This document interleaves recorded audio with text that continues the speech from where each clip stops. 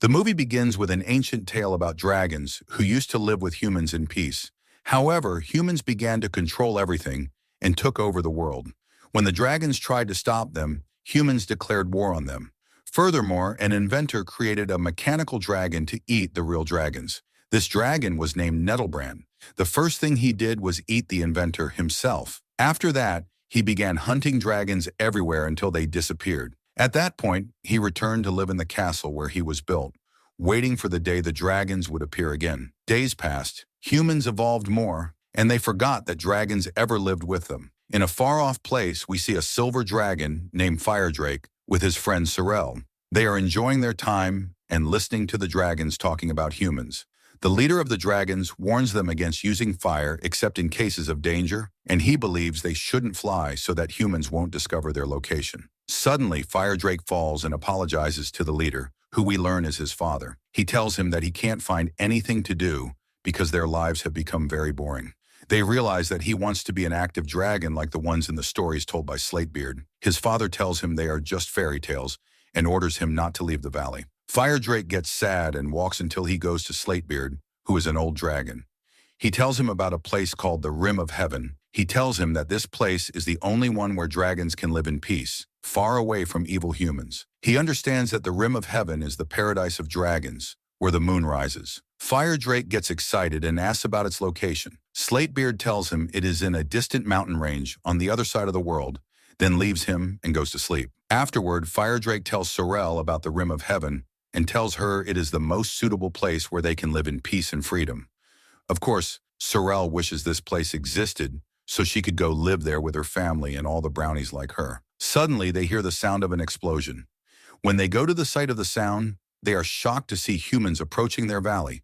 The news spreads and all the dragons find out. They are terrified that humans will realize they still exist. Slatebeard tries to calm them down, saying that long ago humans and dragons used to fly together, but no one believes him and they make fun of him. Moreover, one of the dragons believes they should fight the humans and show them how strong they are, but the leader refuses, reminding them that they are noble creatures. He decides that all dragons should hide in the cave until the humans leave. Firedrake suggests to Sorrel that they go look for the Rim of Heaven, but Sorrel refuses, saying that no one has ever left the valley before, and she leaves him and walks away. When she returns home, she finds her entire family terrified, not knowing where to go, because humans have taken over the whole planet. At night, we see that all the dragons are asleep except for Firedrake, who sneaks out of the cave. We learn he has decided to go look for the Rim of Heaven, but suddenly Sorrel arrives, jumps on his back, and tells him she will go with him. Firedrake gets excited, spreads his wings, takes off, and flies. He is overjoyed because this is his first time flying. After a while, he and Sorrel are amazed when they see they have reached the city of humans. At that moment, Sorrel tells him that an oracle named the Internet exists in the city and might tell them the location of the Rim of Heaven, so they decide to go there. In the city, we see a young boy stealing gold. The shop owner comes running after him and chases him. The boy runs and goes to the premiere of the movie How to Train Your Dragon and hides among the people. However, the shop owner reports him to the police, who chase him. The boy puts on a Viking costume and escapes. At that time, Firedrake and Sorrel arrive at a harbor. Sorrel tells Firedrake she will go look for the Internet and asks him to hide in a warehouse. She leaves him and goes. Indeed, Firedrake enters the warehouse so no one sees him. He is surprised when he finds a bed on the floor and understands that someone lives here. By chance, he sees the movie poster and learns that humans and dragons were friends. After a while, the boy reaches the same warehouse and laughs when he sees Firedrake, thinking it's just a costume. But as soon as he realizes he is a real dragon, he gets scared and trembles when he speaks to him. At that moment, Firedrake looks at the poster and asks him if he is the same person in the picture. The boy lies to him and says he is a dragon rider. Firedrake gets excited and asks him to help them and lead them to the Rim of Heaven. Suddenly, Sorrel arrives and gets upset when she sees the boy, but Firedrake calms her down and tells her that this is the dragon rider and he will help.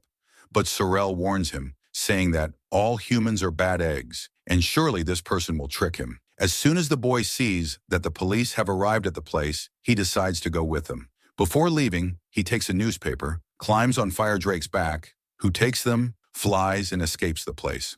While flying, we see that Sorrel is annoyed by the boy's presence and is certain he is just using them.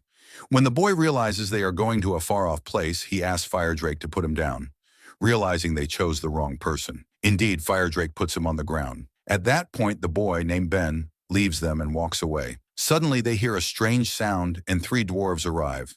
They are amazed when they see Fire Drake because it's their first time seeing a silver dragon. But one of these dwarves leaves them and runs away quickly, while Ben watches what is happening from afar. Fire Drake talks to the dwarves, and they learn they are looking for the Rim of Heaven. The dwarves explain to him that there is a legend saying that on the day the Rim of Heaven is found, silver will be worth more than gold. Fire Drake asks if they know its location, and the dwarves advise him to follow the sunrise, then leave him and go. Of course, Ben heard them talking about gold and decides to go with them. He goes back and tells them that he could never abandon them. Sorrel gets angry and tells him he is just using them, and the two of them keep arguing. Fire Drake feels afraid when he sees a terrifying-looking castle and wonders why it exists. In this castle, we see Nettlebrand, the dragon slayer, who feels bored. His assistant, named Twigleg, arrives and suggests he tries the internet because it is entertaining. Suddenly, the dwarf who ran away arrives and tells Nettlebrand that he saw a silver dragon on the mountain. Nettlebrand gets happy and excited, craving to eat a dragon, and asks the dwarf to show him the place. He sets off. At this time, Fire Drake feels something approaching them. He goes to Sorrel and Ben, takes them, and flies away quickly. Indeed, Nettlebrand reaches the same place and sees Fire Drake and those with him escaping. He gets furious because he has no wings, and asks Twigleg to take the raven, follow them, and find out their location. At that time, the dragons and their leader are upset because Sorrel and Fire Drake are missing from the valley. We return to Fire Drake and his companions flying toward the sunrise to reach the Rim of Heaven. Suddenly, they encounter a sandstorm.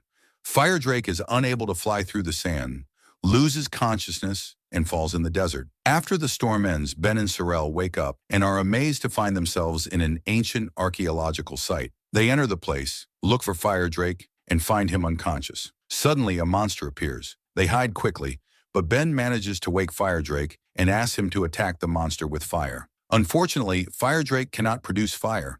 The monster chases them, catches Ben, and throws him away. Before it kills Sorrel, she attacks and bites the monster. The monster throws her to the ground and is about to pounce on them, but suddenly an explorer appears and freezes it in place using a mirror. He reassures Fire Drake and his companions and explains that the monster is now unconscious and will return to normal within a week. The explorer is amazed because it's his first time seeing a silver dragon, but Ben mocks him, saying he doesn't breathe fire, so he doesn't count as a dragon. Fire Drake gets sad, leaves them, and walks away. Ben and Sorrel go after him to apologize. We see Twigleg watching them from afar. By chance, Ben reaches Fire Drake, sits next to him, and apologizes. He asks him why he doesn't breathe fire. Fire Drake tells him that all the dragons mocked him because of this, and he sees himself as a fake dragon. He asks Ben to give him another chance and help them reach the Rim of Heaven, because it's the only place they can live in peace. The explorer and Sorrel arrive and ask them to come to his camp and set off. Twigleg follows them. At night, they sit in the camp, and the explorer talks with them, asking where they are going. They tell him they are looking for the Rim of Heaven. They are amazed to learn that the explorer, along with his wife and daughter, runs a sanctuary for rare and special creatures. He continues, telling them he knows someone who can guide them to the Rim of Heaven, the magical Jinn. He shows them his location on the map and explains that the road there is full of dangers. He warns them of the sea serpent and the massive giant, and especially the stone bird in the mountains. Of course, Twigleg is hiding and listening while they talk. After that, the explorer asks Fire Drake and his friends to sleep because they have a long journey tomorrow. By chance, he sees the newspaper that was with Ben and learns that his parents died in an accident and he has been alone since then. As for Twigleg, he contacts Nettlebrand and they learn that Fire Drake and his companions are heading to the magical Jinn to find out the location of the Rim of Heaven. Nettlebrand gets startled and says the magical Jinn might kill them, ordering Twigleg to stay with them. He ends the call, then takes the dwarf and shows him the super submarine that will transport them anywhere. They get in and set off. The next morning, the explorer asks Ben to help him move the bird, and they learn he is taking it to the sanctuary. He gives him the newspaper and tells him he needs someone to help him in the sanctuary, asking him to join if he has the chance. As for Twigleg, he runs and enters Ben's bag without anyone seeing him. Afterward, Fire Drake, Sorrel, and Ben say goodbye to the explorer and set off, continuing their journey. On the way, they meet the massive giant who cannot reach them, and also the sea serpent that tries to eat them, but they escape and continue their journey. They pass through many places and face various dangers. After a while they rest, but suddenly a giant bird kidnaps Sorrel. Firedrake sets off after it to save her, flying at full speed behind the bird until he reaches its nest. Suddenly Firedrake's eyes light up and he attacks the bird with blue fire. The bird gets scared, leaves Sorrel, and escapes. Firedrake flies at full speed and saves Sorrel at the last moment. They are amazed by what happened. After that, they reach the place where the magical djinn is and look for him. Ben is surprised when he sees an old car. As soon as he presses the horn, something strange happens and the djinn appears, who is a giant. He explains that he will answer any question, but if that question has been asked before, he will kill him with the laser coming out of his eyes. Ben gets an idea and asks him about the places where the rim of heaven is not located. The djinn is surprised by the question and says it is not everywhere, except for one place. He makes Ben fly and approach him, looks into his eyes, and they learn the location of the rim of heaven. He lets him fall to the ground. As soon as Sorrel asks how they can get out of here, he gets angry. Before we continue, I think you forgot to hit the like button. Press like now, my friend, and subscribe now. And tells her that he has been asked this question before, and he attacks her with the laser. When Firedrake tries to attack him with fire, he can't. Before the djinn kills him, Nettlebrand intervenes and strikes him. The djinn attacks him with the laser, but Nettlebrand is not affected and keeps hitting him. Firedrake seizes the opportunity, takes Sorrel, runs quickly, saves Ben, who was losing focus, and escapes the place. We go to the dragons who are looking for Firedrake and Sorrel. One of the dragons tells the leader that humans must have kidnapped them and suggests they fight the humans. Indeed, the leader is convinced by his words. Meanwhile, Firedrake and his companions continue their way until they reach India. There, people welcome them, and the wise woman arrives and is amazed when she sees them. She takes them to the temple and asks why they are there. Firedrake informs her they are looking for the rim of heaven. The wise woman tells him that no one knows its location because it is protected by strong magic. She shows them a picture of the only person who rode a dragon and reveals that this person is the one who guided them to the rim of heaven. She tells them that Nettlebrand chased this person until he reached the rim of heaven and stole the key. She explains that there is a legend saying the rim of heaven will not appear until silver is worth more than gold. As soon as Ben opens the bag, Twigleg runs quickly to escape, but Sorrel catches him and asks who he is. Twigleg tells them everything, and they learn he works for Nettlebrand. He begs them not to kill him and says he will help them. By chance, Nettlebrand calls him. He tells them he won't reveal their location in exchange for letting him live. Indeed, they agree. Twigleg speaks with Nettlebrand and tells him that the dragon and his companions are heading to the North Pole. But by mistake, the phone falls, and Nettlebrand sees everyone present. He realizes Twigleg was deceiving him and that they are in India. At that point, Firedrake asks Ben about the place he saw in the djinn's eyes, but Ben doesn't remember anything. The wise woman performs strange rituals and makes him remember the place, which is in the Himalayas. Firedrake and his friends prepare, take Twigleg, and set off to go there. They keep flying until they reach the peak of a certain mountain. There, Ben begins to show them the way. We see Nettlebrand coming out of the submarine and heading to the same mountain peak. We return to Firedrake and his friends as they enter an opening inside the mountain. Ben points out the path for them, but suddenly, Nettlebrand appears, chases them, and attacks. Firedrake flies up to escape from him, and at the last moment exits the mountain. But Nettlebrand breaks the ice and pounces on him. However, he can't reach him, and falls. Firedrake and his companions continue their way until they reach a certain entrance. They are happy because they reach the rim of heaven. They open the door and are surprised to find it is a deserted place. They ask Ben how they should proceed. Ben is shocked and tells them that this place is the rim of heaven because it's the same place the djinn showed him. Of course, Firedrake and Sorrel are upset and sad because they sacrificed their lives to reach this place. At that point, Ben tells them that the rim of heaven is just an old story and asks them to leave.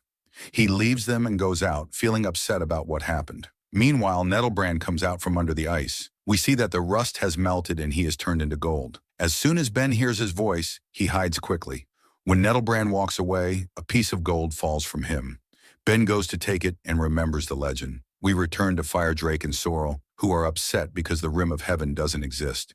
Suddenly, Nettlebrand arrives, moves a stone, and lights a fire around them. But Firedrake is not afraid of him and pounces on him. Nettlebrand hits him, and he crashes into the wall. Firedrake runs quickly to escape, but Nettlebrand keeps chasing him everywhere. Ben arrives and reminds Firedrake of the legend, the day when silver is worth more than gold. He assures him that he can defeat Nettlebrand. But Nettlebrand pounces on Firedrake and grabs him. Sorrel intervenes to help, but Nettlebrand hits her and also grabs Ben, who keeps encouraging Firedrake, telling him he is stronger than he imagines. Despite this, Nettlebrand continues to mock him, especially Firedrake, because he doesn't breathe fire. Before Nettlebrand eats Ben, Firedrake gets angry, his eyes light up, and he attacks him with fire. Ben is freed, and Firedrake keeps attacking him with blue fire from everywhere until he completely melts and turns into liquid. Everyone present is amazed by what happened. The dwarf gets scared and escapes from the place. Suddenly, Sorrel sees a key amidst the gold, takes it, and puts it in its designated place. At that moment, the dragon statue moves and opens a secret entrance for them. When they enter through this entrance, they reach the rim of heaven, which looks very beautiful. They are amazed to find dragons living there, and even more amazed when they see the moon rise. Ben is happy and tells Firedrake that he will go live with the explorer and his family and forget the past. He will also take Twigleg with him. Afterward, Firedrake takes them and sets off to bring the rest of the dragons. At that time, the dragons had decided to fight the humans and were breathing a lot of fire, preparing for war. But Firedrake arrives and stops them. He reassures them, shows them the moon rise, and proves to them that the rim of heaven exists. He explains that not all humans are bad and asks them to come with him, promising to tell them everything on the way. All the dragons set off to go live in the rim of heaven. Humans are amazed when they see them flying. Ben, who joined the explorer and his family, is also happy, and they wave to them from afar. In the end, don't forget to support us with a like and subscribe to the channel to see upcoming videos, and also check out previous videos.